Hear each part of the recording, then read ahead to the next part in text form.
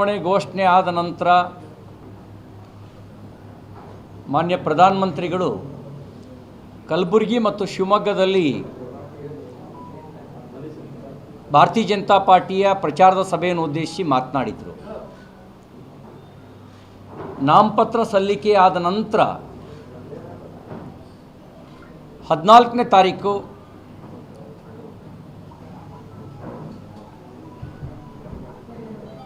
ಚಿಕ್ಕಬಳ್ಳಾಪುರ ಮತ್ತು ಬೆಂಗಳೂರು ಉತ್ತರ ಲೋಕಸಭಾ ಕ್ಷೇತ್ರದ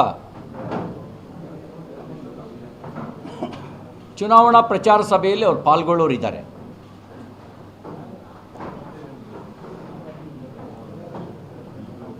ಈಗ ಎಲೆಕ್ಷನ್ ಇರೋದು ಲೋಕಸಭಾ ಚುನಾವಣೆದು.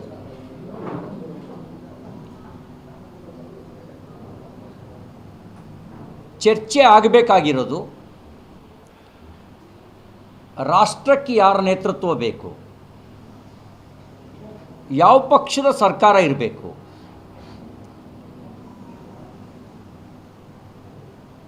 ನೇತೃತ್ವದ ಸಾಮರ್ಥ್ಯ ಏನು,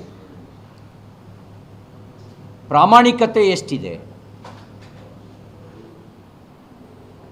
ಚರ್ಚೆ ಆಗಬೇಕಾಗಿರೋದು ಆ ಪಕ್ಷದ ನೀತಿಗಳು ಚರ್ಚೆ ಆಗಬೇಕು.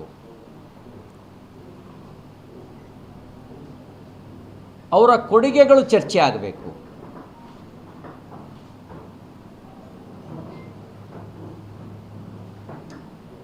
ಅಧಿಕಾರ ಇದ್ದಾಗ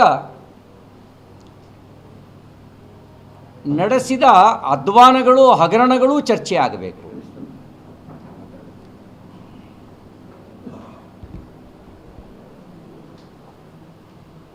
ಕರ್ನಾಟಕದಲ್ಲಿ ಮಾನ್ಯ ಮುಖ್ಯಮಂತ್ರಿ ಸಿದ್ದರಾಮಯ್ಯನವರು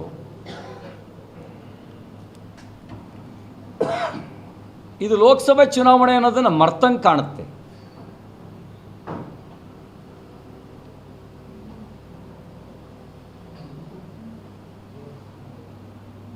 ಅವರಿಗೆ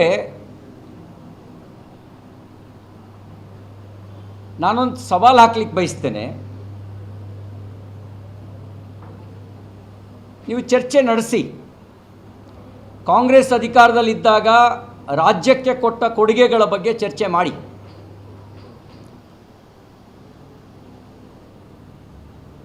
ನಾವೀಗಾಗಲೇ ಹಲವಾರು ಬಾರಿ ಹೇಳಿದ್ದೇವೆ, ಇಡೀ ರಾಜ್ಯದ ಇತಿಹಾಸದಲ್ಲಿ ಮಾನ್ಯ ನರೇಂದ್ರ ಮೋದಿಯವರು 10 ವರ್ಷದಲ್ಲಿ ಕೊಟ್ಟಿರುವ ತೆರಿಗೆ ಪಾಲೇ ಹೆಚ್ಚು. ಅತಿ ಹೆಚ್ಚು ಅನುದಾನವನ್ನು ರಾಜ್ಯಕ್ಕೆ ಕೊಟ್ಟ ಪ್ರಧಾನಮಂತ್ರಿ ಯಾರಾದರೂ ಇದ್ದರೆ ಅದು ನರೇಂದ್ರ ಮೋದಿಯವರು. ಯೋಜನೆಗಳ ರೂಪದಲ್ಲಿ, ಸಹಾಯಧನದ ರೂಪದಲ್ಲಿ ಮತ್ತು ಟ್ಯಾಕ್ಸ್ ಡೆವಲ್ಯೂಷನ್ ತೆರಿಗೆ ಪಾಲಿನ ರೂಪದಲ್ಲಿ ಅತಿ ಹೆಚ್ಚು ರಾಜ್ಯಕ್ಕೆ ಕೊಟ್ಟಿರುವುದು